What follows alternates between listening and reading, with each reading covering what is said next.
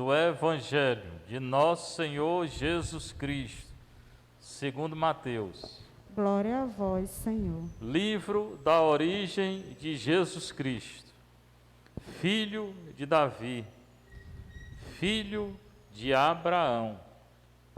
Abraão gerou Isaque, Isaque gerou Jacó, Jacó gerou Judá e seus irmãos. Judá gerou Farés e Zara, cuja mãe era Tamar.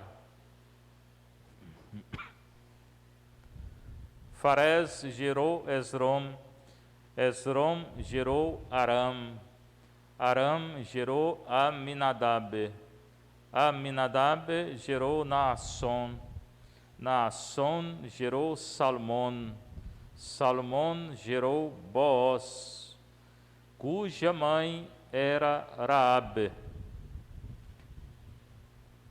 Booz gerou Obed, sua mãe era Ruth. Obed gerou Iessé, Iessé gerou o rei Dávide. Dávide gerou Shelomó, daquela que tinha sido a mulher de Uria. Shelomó gerou Roboão, Reboão gerou Abia, Abia gerou Azá, Azá gerou Iosafá, Iosafá gerou Ioram, Ioram gerou Osias, Osias gerou Jotão, Jotão gerou Acás, Acás gerou Ezequias, Ezequias gerou Manassés, Manassés gerou Amon, Amon gerou Josias, Josias gerou Jeconias e seus irmãos no tempo do exílio na Babilônia. Depois do exílio na Babilônia, Jeconias gerou Salatiel, Salatiel gerou Zorobabel, Zorobabel gerou Abiúd, Abiúd gerou Eliaquim, Eliaquim gerou Atsor, Atsor gerou Sadoc, Sadoc gerou Aquim, Aquim gerou Eliúd, Eliúd gerou Eleatzar, Eleatzar gerou Matã, Matã gerou Yaacov, Yaacov gerou Yosef, o esposo de Miriam, da qual nasceu Yeshua, que é chamado o Cristo. A origem de Jesus Cristo foi assim. Miriam, sua mãe, estava prometida em casamento a Yosef, e antes de viverem juntos, ela ficou grávida pela ação do Espírito Santo. E Yosef, seu marido, era justo, e não querendo denunciá-la, resolveu abandonar Miriam em segredo. Enquanto Yosef pensava nisso, eis que o anjo do Senhor apareceu-lhe em sonho e lhe disse: Yosef, filho de Dávide, não tenhas medo de receber Miriam como tua esposa, porque ela concebeu pela ação do Espírito Santo. Ela dará à luz um filho, e tu lhe darás o nome de Yeshua, porque ele vai salvar o seu povo de seus pecados.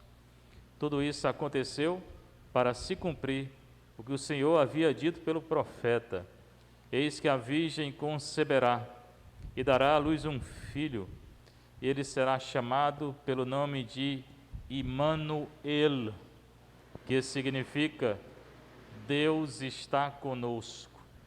Palavra da salvação. Glória a vós, Senhor.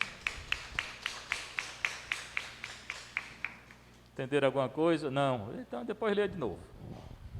Você que está em casa, você que está aqui na igreja, tá? Vai estudar hebraico, que é melhor. Resolvi ler o evangelho mais longo, que pouca gente lê, mas o evangelho do dia é o mais longo.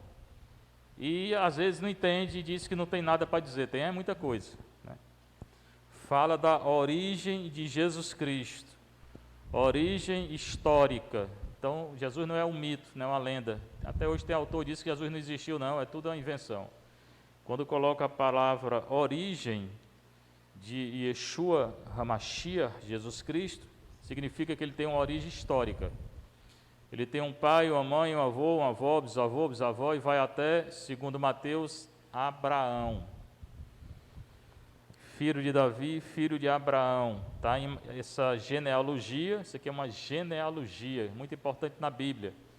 O Gênesis tem muitas genealogias, tem até livros só sobre isso, sobre as genealogias do Gênesis. Tem até autores que dividem o Gênesis a partir das genealogias. Era tão importante porque naquela época não tinha carteira de identidade, nada.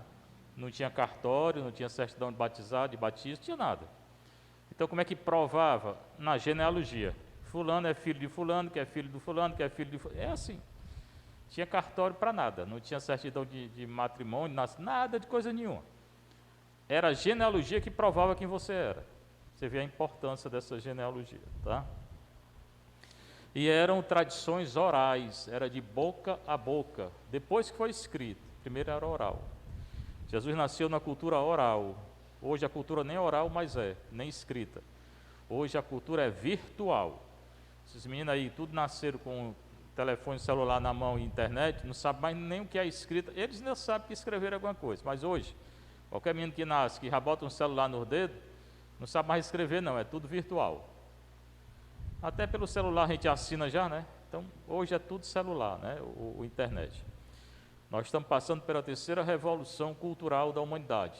Oral, escrita, hoje tudo é virtual. Tem coisa boa? Tem. Tem coisa ruim? Tem. Quem é que escolhe? Eu. Internet tem de tudo. Tem coisa muito boa. A gente evangeliza, a gente cria grupo de oração, eu dou aula. Adoro dar aula pela internet, né? E tem porcaria de todo tipo, né? Você digitar lá, aparece, né? Então, sou eu que digo qual é o rumo que eu vou dar.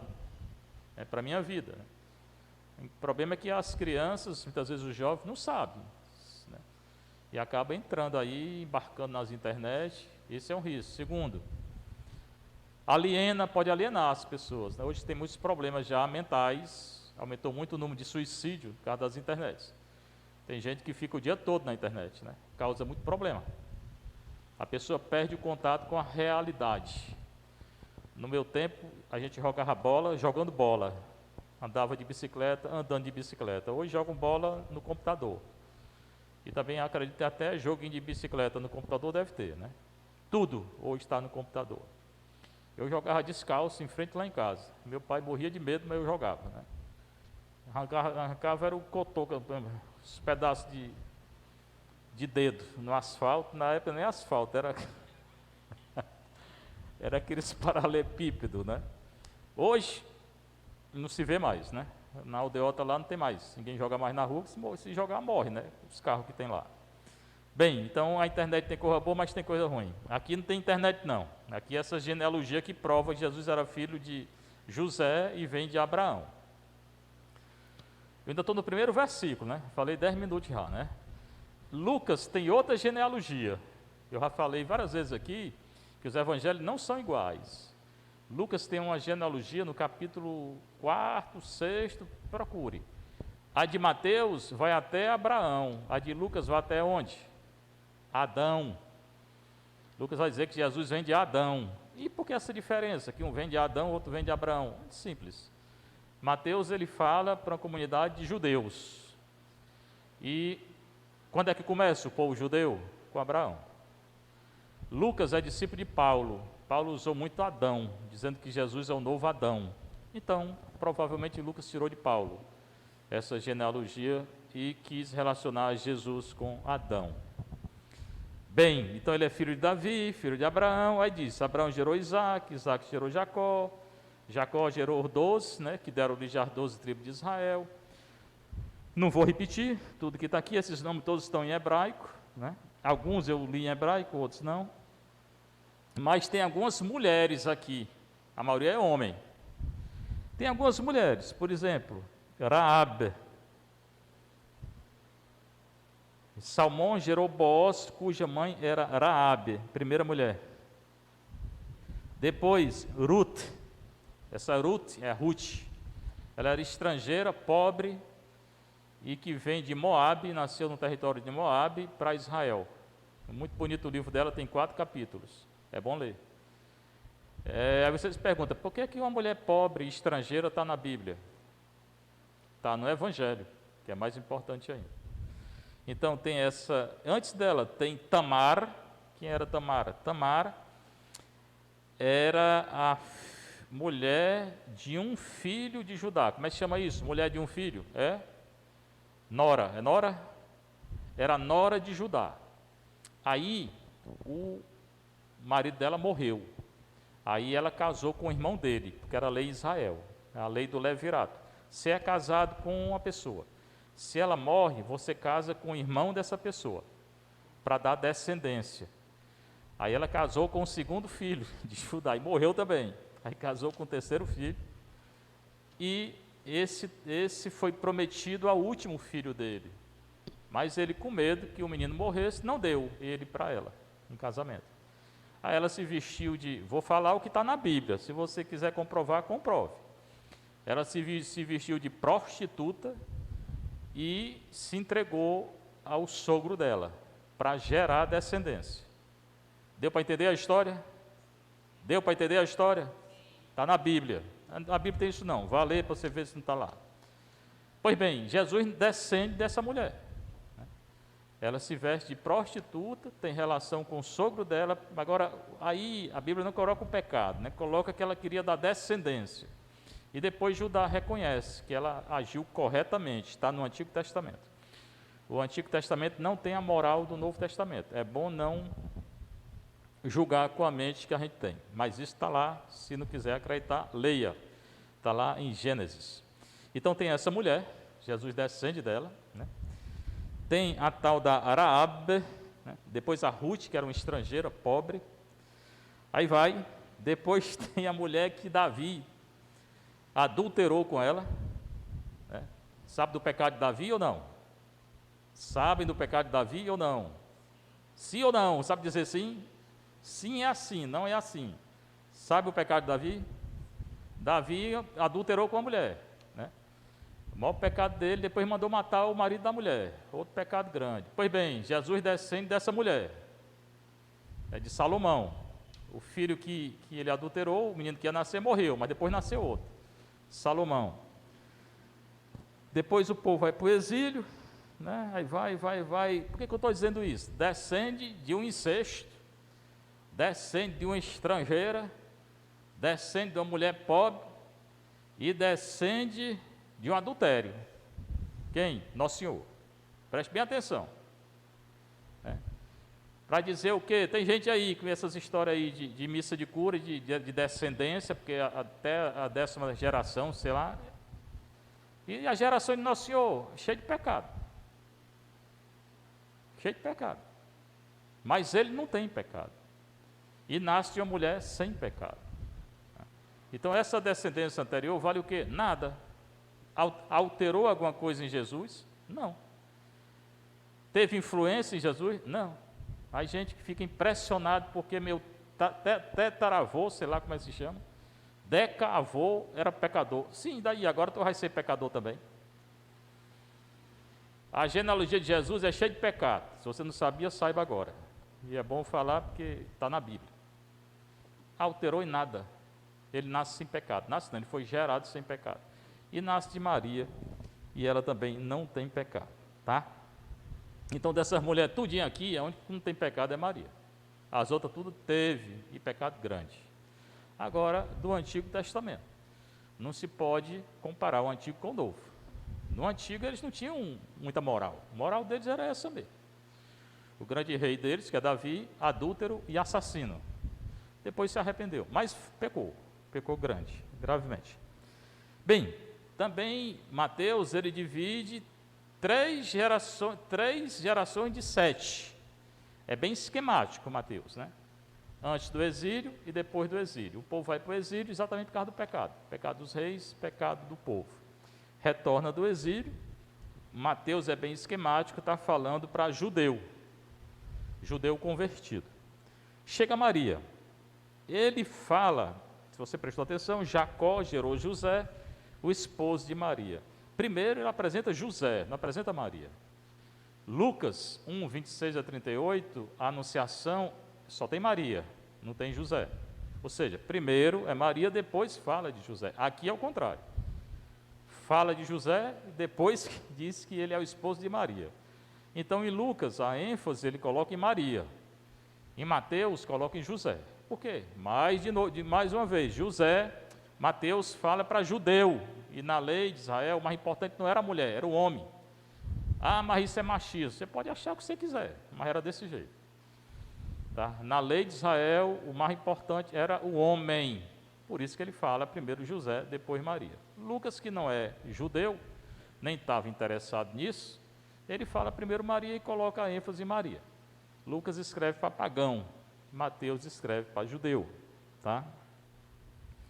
Então, Jacó gerou José, o esposo de Maria. Primeiro é José, depois fala, ele ainda é o esposo de Maria. Então, o mais importante para Mateus é José, do qual nasceu Jesus, que é chamado o Cristo. Já fala que Jesus é o Cristo. Cristo é um título messiânico, que Jesus não aceitou quando quiseram fazer o rei, porque o povo confundiu esse título com um messianismo político. E o reino dele não é desse mundo, o reino dele é do céu. Então ele não aceita esse título político. Porque ele aceita esse título messiânico no sentido escatológico, profético, sacerdotal, que também tem esse significado. Mas como rei humano, ele não aceita. Está lá em Mateus 6, em João 6, quando querem fazer o rei, Cristo rei, ele foge e não aceita. Jesus não é rei desse mundo aqui. Que sirva de lição um bocado de professor aí querendo reduzir Jesus à política. E depois ele conta a origem de Jesus Cristo. Aí fala de Maria. Maria, sua mãe, estava prometida em casamento a José. Então, eles já estavam casados, só que cada um na sua casa. Esse prometido em casamento era assim, na lei de Israel. Casado, Maria morava na casa dela em Nazaré, José morava na casa dele em Nazaré. Então já era um casado. Hoje é um noivado, né? Que não tem mais nada hoje, né? Porque o pessoal já fica logo, né? Hoje é ficar e ficar. Aí inventa o noivado para inventar. Já estão morando como marido e mulher, né? A maioria, né? Pode ser que tenha um ou outro que não faça isso. Mas na época de Jesus não era assim. Cada um morava na sua casa e não tinha relação, não. Hoje tem relação primeiro de tudo, né? Aí depois, quando pensa, vai casar. Geralmente é esse que faz. Tudo contrário, né? Então, ela estava prometida em casamento, já estava casada, esse prometido já é casado, morava na casa dela e José na casa dele, antes de viverem juntos. Diz aqui o Evangelho, é bem claro. Então, não tinham convivido, não tinham tido relação ainda. E ela ficou grávida pela ação do Espírito Santo. Aí você imagina, né? Eram casados, Maria na casa dela, José na casa dele, e José sabe que ela está grávida, e não é dele. Tinha tido relação. Esse é o problema. Ela ficou grávida pela ação do Espírito Santo. José, seu marido, diz a leitura, era justo. Justo aqui significa que ele seguia a lei de Israel. E não querendo denunciá-la, resolveu abandonar Maria em segredo. Tem que entender isso aqui. Então, ele na casa dele, ela na casa dela, ela engravidou, não era dele. Ele era justo, seguia a lei. E o que é que a lei dizia nesse caso, de uma mulher que era casada e tinha relação com outro homem? Adultério, apedrejar. Então Maria tinha que ser apedrejada. E como ele era justo, ele tinha que denunciar. Ele tinha que ir até a porta da cidade, porque era na porta da cidade que se fazia o julgamento, chamar os anciãos, geralmente fariseus, e dizer, esse menino aí não é meu não. Aí Maria, na hora, morria. Iam na casa dela, pegava, apedrejava, como fizeram com Estevão. E quiseram fazer com o Nosso Senhor, Lucas 4. Quando ele disse que era Deus, quiseram apedrejá-lo e ele fugiu. Mas aqui diz, não querendo denunciá-la, era obrigação dele denunciar, segundo a lei. Mas ele podia fazer uma coisa, que ele decidiu fazer, o que era? Fugir.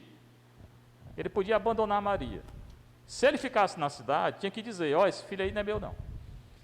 Se ele saísse da cidade, sem dizer nada a ninguém, como já eram casados, o menino ia nascer, iam dizer que era dele, e não precisava matar Maria. Entenderam a decisão dele? Se ele continuasse, tinha que denunciar. Se ele se afasta, vai embora, diz, alguma coisa aconteceu, ele não quis ela, a lei dava o direito do repúdio. Todo homem, a mulher não, mas todo homem, se não quisesse, podia deixar a mulher. Então, ele ia deixar, era um direito que ele tinha, da lei judaica, e não ia ficar na cidade, não denunciava, todo mundo ia pensar que aquele menino era dele, e não era. Então decidiu abandonar Maria, deixá-la. Né? Enquanto pensava nisso, ele teve um sonho. José. Recorde José do Egito, também teve sonho, mesmo nome, José. O anjo do Senhor apareceu em sonho para ele, mesmo anjo que apareceu para ela, só que Maria não foi sonho, foi real, aqui foi sonho. Porque tem muita diferença entre Maria e José, como tem diferença entre Maria e nós. Maria não nasceu sem pecado, José nasceu com pecado, eu também e você. Os dois únicos que nasceram sem pecado foi Maria e Nosso Senhor. Ele teve um sonho, o anjo que tinha aparecido a Maria veio e disse, José, filho de Davi. Por que chama Davi? O grande rei de Israel. Jesus vai ser rei? Vai. Não rei desse mundo, mas vai ser rei. Não tenhas medo de receber Maria como tua esposa. Se você lembrar, a Maria também teve medo. Aqui José teve medo, segundo o sonho. Decidiu deixar Maria. Maria também teve medo. Quando o anjo apareceu, o anjo disse, não tenhas medo. Mesma coisa que o anjo disse a Maria, diz a José. Maria estremece, né? E ele diz, não tenha medo, Maria. Tá? Aqui ele diz, não tenha medo, José, de receber Maria como tua esposa, porque ela concebeu pela ação do Espírito Santo. Ele também, o anjo vai dizer a Maria, tu vais conceber pela ação do Espírito Santo. Esse evangelho da anunciação de José, Mateus 1, 18 a 25. O de Maria é Lucas 1, 26 a 38. É bom ler e comparar. Porque ela concebeu pela ação do Espírito Santo. Ela dará à luz um filho, o anjo falando no sonho. E tu lhe darás o nome de Jesus. Isso aqui é segundo a lei de Israel. Quem dá o nome para o menino é José, não é Maria não. O José, Lucas não vai falar isso, né? Porque ele não segue a lei, né? Mas isso aqui é mais de acordo com a lei do que Lucas. Isso aqui está mais fiel à lei de Israel. Quem dá o nome do menino não é a mãe, é o pai. E é o que o anjo diz, tu lhe darás o nome de Jesus. Quando o anjo também anuncia a Zacarias o nascimento de João Batista, Zacarias não acredita, ficou mudo, e o anjo diz, tu vais recobrar a voz só quando o menino nascer. Então, quando João ia nascer, perguntaram o nome do menino, e ele escreveu o nome de João numa tábua, porque era o pai quem dava o nome, não era a mãe. E assim que escreveu, ele começou a falar. Tudo isso, darás à luz um filho e tu lhe darás o nome de Jesus. Então, quem dá o nome de Jesus a Jesus é José, não é Maria. Se você achava que era Maria, errou. Pois ele vai salvar o seu povo dos seus pecados. Também com Maria isso é a mesma coisa, ele vai salvar o povo dos seus pecados. Tudo isso aconteceu para se cumprir o que o Senhor havia dito pelo profeta. E aí ele cita um profeta do Antigo Testamento, que é Isaías. Algum de vocês jogou um pó no meu zóio para me parar de falar, não foi? Um desses meninos aqui, só pode ter sido. Ou caiu um mosquito ou foi pó. Deve ter sido a Cátia que soprou alguma coisa lá. Cadê? Pronto, aqui. E ainda estou no Evangelho, tem a primeira leitura e o Salmo, né? Então, sai daqui meia-noite. Como o Senhor havia dito pelo profeta Isaías, aí vai citar o profeta Isaías, porque Mateus cita muito o Antigo Testamento, a lei de Israel, é o que mais cita a lei, é Mateus. Tem várias citações do Antigo Testamento no Evangelho de Mateus. Seria bom você hoje pegar o Evangelho de Mateus, são 28 capítulos, pode ler os 28, e ver quantas citações tem lá do Antigo Testamento. Muitas. É o que mais cita o Antigo Testamento, porque conhece. né? E conhece como deve conhecer. Porque hoje em dia tem um bocado de estudo bíblico aí que é melhor nem fazer. É melhor fazer um estudo bíblico sério, né? E o que é que diz o profeta Isaías? Eis que a virgem conceberá e dará à luz um filho, ele será chamado pelo nome de Imanuel, não é Emanuel. Emanuel é o nome em português, em hebraico, Imanuel, não é nome próprio, é preposição, significa conosco Deus. Imanu, com, nu, nós, ele, Deus, conosco Deus, Deus está conosco.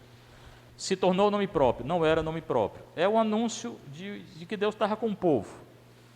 Ele será chamado pelo nome de Imanuel, que significa Deus está conosco. Está aqui a tradução. Com, anu ou nu, nós, ele, Deus. Imanuel, Deus está conosco. Importante é o começo dessa profecia, eis que a virgem conceberá. Se ele fala virgem, essa profecia é do texto grego, porque esse texto tem tanto em grego como em hebraico. O hebraico não fala virgem, fala jovem.